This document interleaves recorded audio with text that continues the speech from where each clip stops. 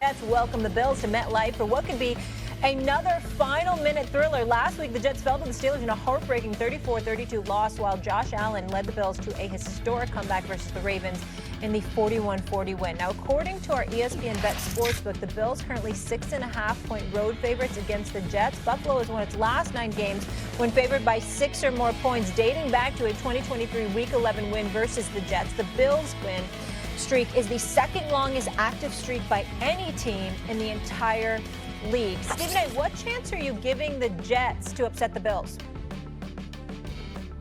I'm giving them about, I'd say, a 20 to 25% chance. If that, I think that it'll be a thriller.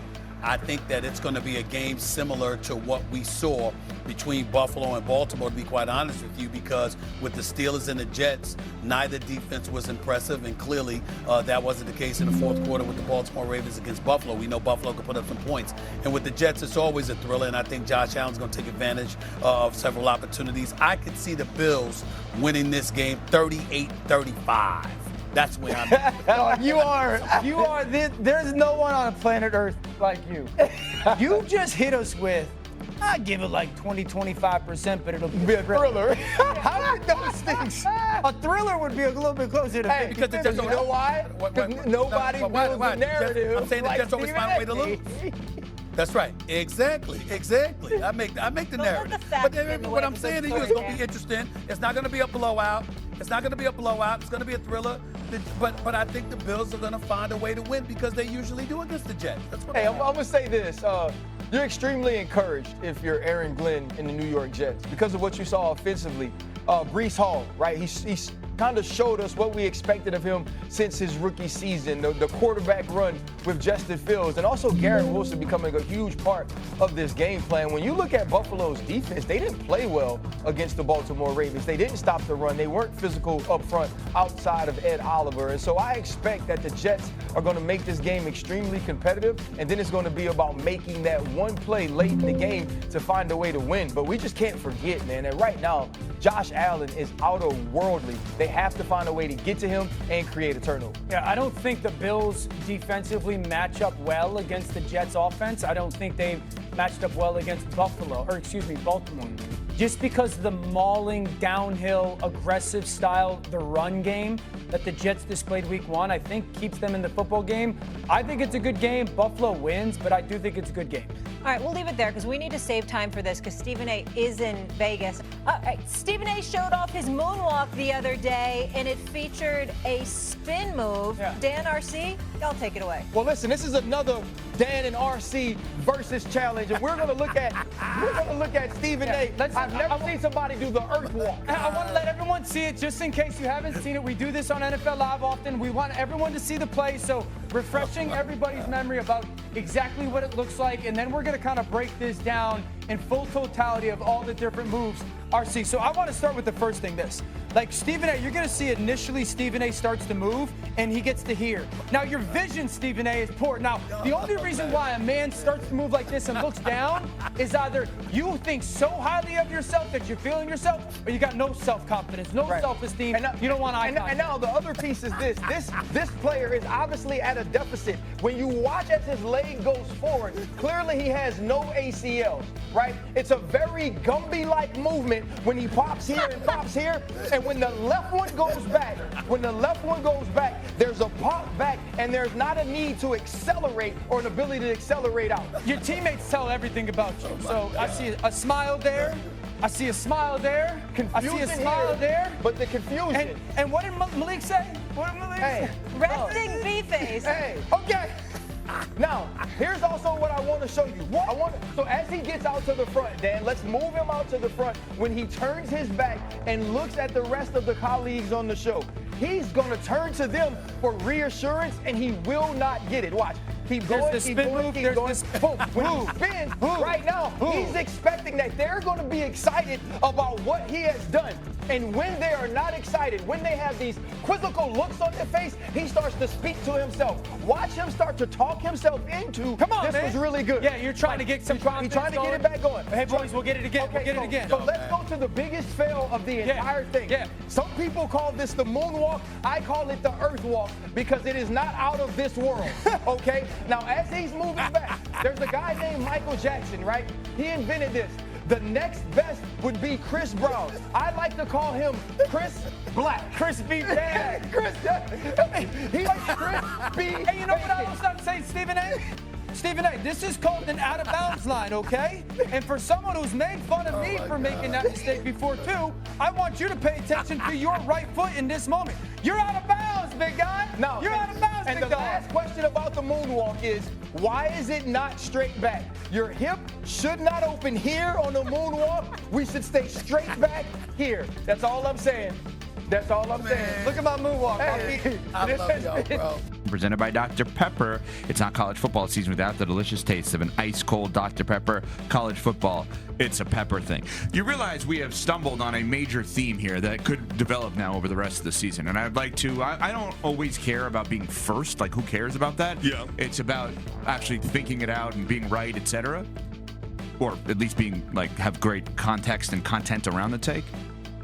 We have floated the idea of Micah Parsons' MVP campaign happening here. This isn't the first time we've done that, though. No, but this We did it when we first started the show, our first year together. But this feels different. This feels totally different because I don't think it that. Now let me explain where this came from. We're in Milwaukee right now at ESPN Milwaukee, and we're excited about the magnitude of this game tonight between the Commanders and the Packers. And we're talking about the MVPs and the quarterbacks, and MVP is just a catchphrase in essence for two teams have really good quarterbacks, right? So when you put them in MVP context. But when CC said, if Jordan Love and the Packers are great, are we sure that he'll get all the credit versus splitting? Not that he won't get credit, but splitting it with the defense. Which then triggers the thought that I threw out there of the idea of like, are we sure that the Jerry Jones hype machine doesn't actually lead to an MVP, but for the wrong team? If Micah Parsons was traded, who's number one in your blah power rankings right now? Ooh, that's the Saints. Okay. If Micah Parsons was traded from the Saints to the Packers, same player, he would have the exact same impact. But the buzz around him would not be there. Right. And because of the Jerry Jones push. Do we think an MVP is going to come from the defensive side of the ball? No. But do we think that the conversation could start because of his impact? Yes. All right. ESPN NFL analyst Dan Orlovsky joins the show. Of course, built by the Home Depot. How doors get more done with Home Depot. And Dan joins us here on Sportsmanlike. Dan, next 10 years, you could have Jayden Daniels or Jordan Love. Who would you take? Well, first of all, I came here ready to paint my face, guys, and you not being here totally threw me off. So now you guys owe me. How do we owe you for a bet you were supposed to pay off at the end of last year, sir? Chris, no one told me you guys were going to be remote today in Wisconsin, all right? So I came with my mind right, and unfortunately, I may not be able to pay this bet off.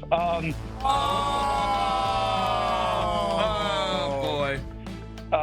What quarterback, man?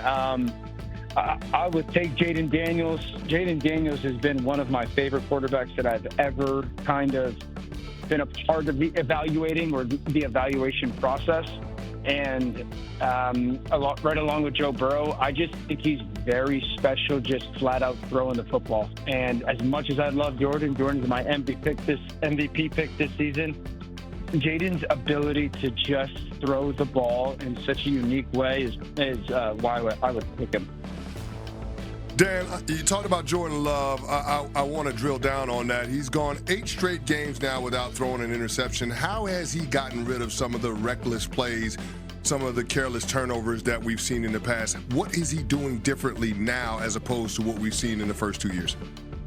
Yeah, I would tell you, Chris, I think he's learned, kind of that balance, at least more often than not, when to be reckless and, when to be aggressive and not to be reckless. So, that's a continuing process for him. So I think he's done that a little bit. I think that Matt LaFleur has figured out ways to get their short passing game off where, sometimes it's some of their perimeter screens or quick game stick stuff where, it's very simplified for him. And because that's not a super strength of Jordan's, is that quick passing game. And then their play action game, they've really committed to, 7 or 8 man protection opportunities where Jordan's going to have that really strong pocket and then the talent of his ability to throw the ball really well and accurately downfield.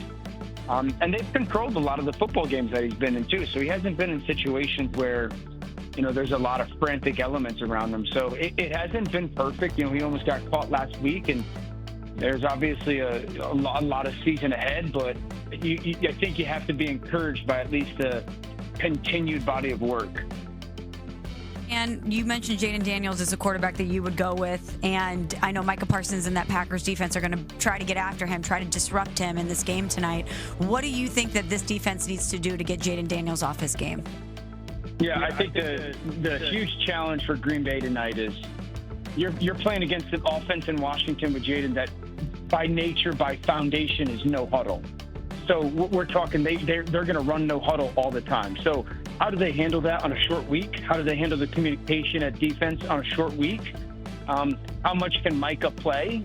Because you're trying to get him tired. The second thing is you're going to get that. They're going to force Green Bay to play sideline to sideline. They're going to play no huddle and pick the ball out to the perimeter. And so, how quickly they can, get set and run and while they're tired is to be a big deal. I think the second thing is Washington offensively has now two people that you got to put eyes on every single play that you're going to be in conflict with, and that's Jayden and Debo.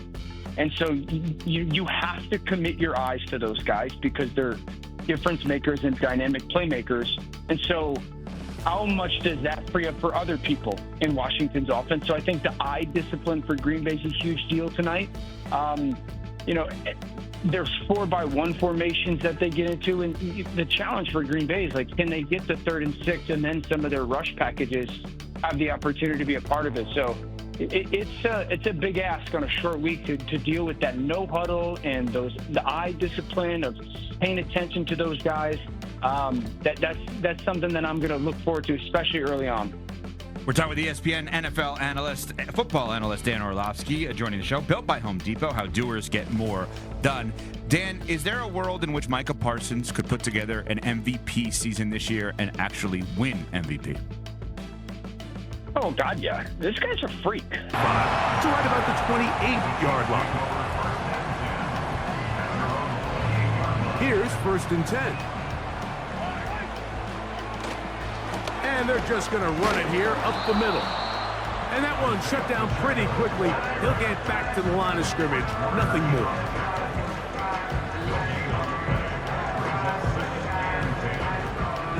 So we've reached halftime here at Arrowhead with the Chiefs on top. As we'll get you down to Orlando now. That's where the coach is, Jonathan Coachman, and our EA Sports Halftime Report. Okay, Michael, thanks very much. And with that, we welcome you all into our EA Sports studios. This is the Halftime Report. We were treated to an excellent first half from the gunslinger, Patrick Mahomes. He came out of the gate smoking hot with 2 first-quarter touchdown passes to help steer his guys towards this halftime lead. The highlights are fairly one-sided to this point. It's a 2-touchdown difference here at the break, but I wouldn't call this one over just yet. I think there could still be some fireworks yet to come. All right, Coach, second half, drawing near. Glad to have you back with us here on EA Sports.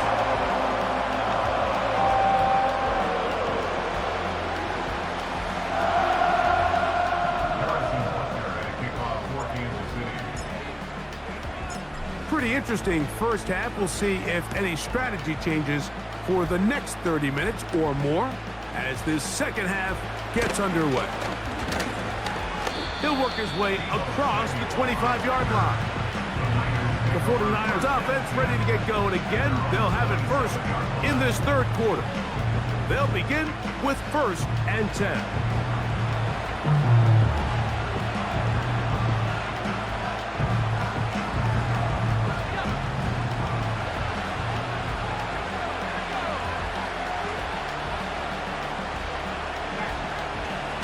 Throwing is Purdy.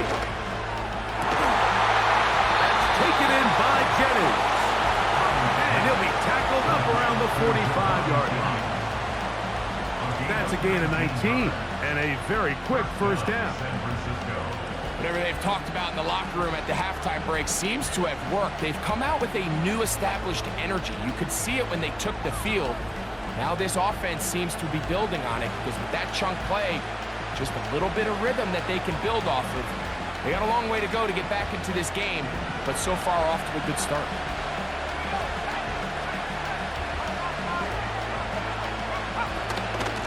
They run straight ahead with McCaffrey. And he'll get 2 on this one before being taken down.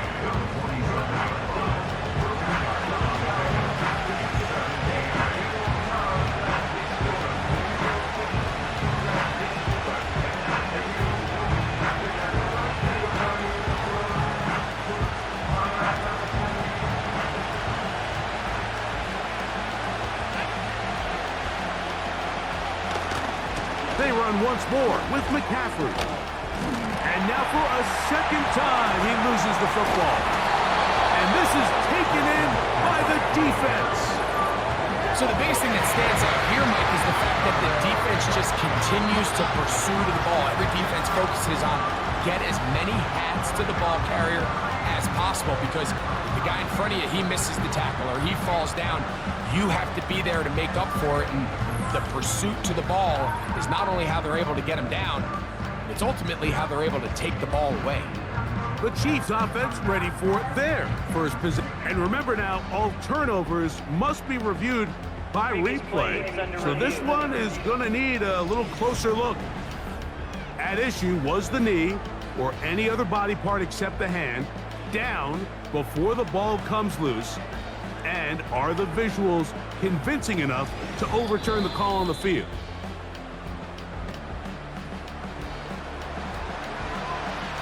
So that one overturned. They say the runner was down, and that will not be a fumble.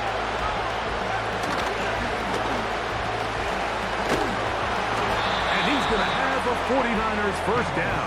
They're able to convert on 3rd and short, picking up 4. I like the element of surprise here, Mike. It seemed like everyone was so keyed elsewhere on the play that nobody even gave a thought to him potentially getting the run. Didn't take him long to see he was going to be able to clearly pick up that first down. So they come to the line for first down and 10. Throwing from the gun is Purdy. Now a shot downfield for Samuel. And he's got another one. Deebo Samuel. Touchdown, 49ers. He has come alive after the break. His 3rd touchdown of the second half. And that is the hat trick. What a game. His 3rd touchdown reception of this one. And nothing they've done to slow him down has worked, Mike. This defense, they're throwing multiple guys at him. They're playing man, they're playing zone. It doesn't matter. This guy is having his way, and he's having a day.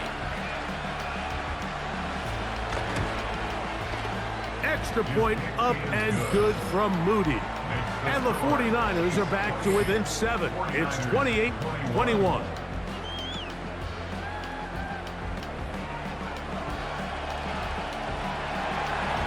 So, following that touchdown, Moody is back out to kick it off. Hardman now to return it. Now an opening past the 30. Good return here. Brings it up to the 33-yard line. It's easy to make your quarterback look good when you can just get open as easily as he has in this game so far. I mean, he had the big first half, remember. But here in the second half, he just continues to add to these numbers here in the 3rd quarter.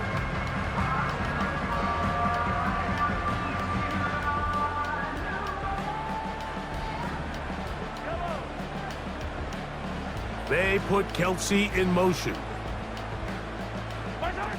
Here's Patrick. He'll throw it on first down. Open man downfield. It's Rice. And he's down inside the 40-yard line.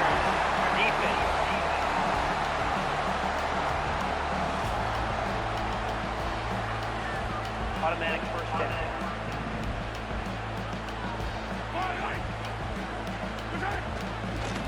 Here's Edwards-Helaire. And he'll get about 5.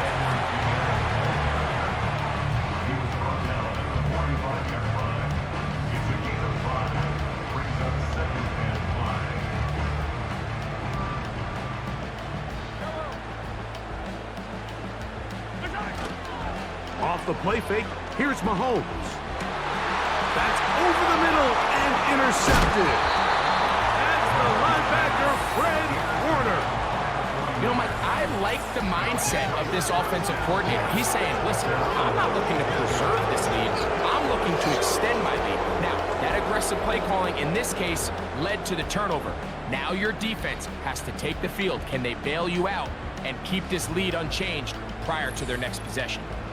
Brock Purdy and the NFC champs back out to begin this next drive. And we show you some of the highlights.